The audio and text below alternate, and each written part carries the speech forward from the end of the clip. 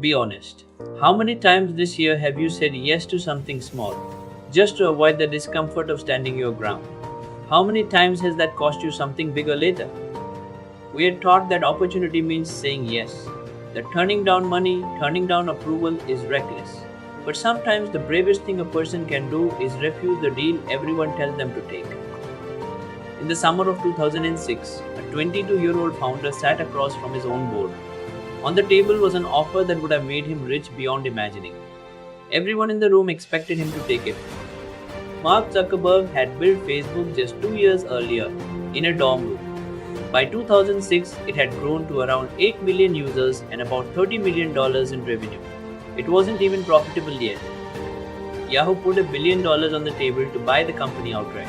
For a 2-year-old startup that wasn't profitable, this was an almost unthinkable sum. Most people would have signed on the spot. Facebook's board had just three people: Zuckerberg, Peter Thiel, and venture capitalist Tim Breyer.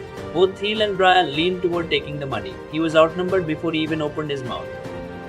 Zuckerberg opened the meeting by saying the vote was just a formality, that they obviously weren't going to sell. No long debate, no hedging.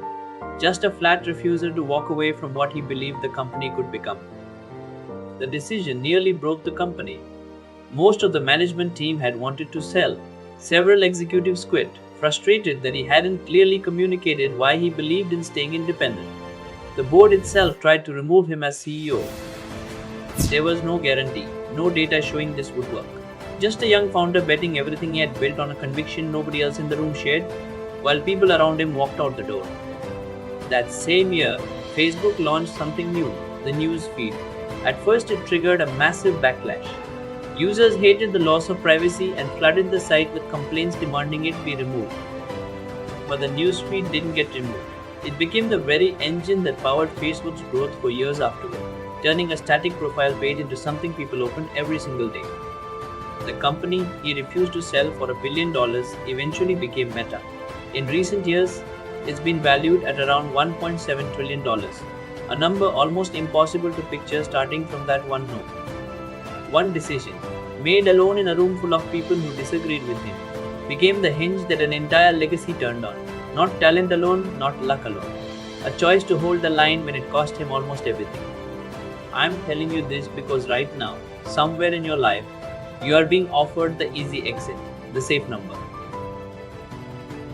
The thing that makes the discomfort go away today, at the cost of what you actually wanted. You don't have $1 billion offer sitting in front of you, but you have your own version of it, a shortcut, a compromise, an easy yes that quietly trades away the thing you're actually building toward. So ask yourself honestly, what is the easy yes you're being tempted to take this week? And what would it cost you 5 years from now if you took it just to make today easier? You don't need a board meeting to practice this. Pick one thing this week you've been about to say yes to out of fear and say no instead. Follow for more stories about the decisions that quietly built everything else.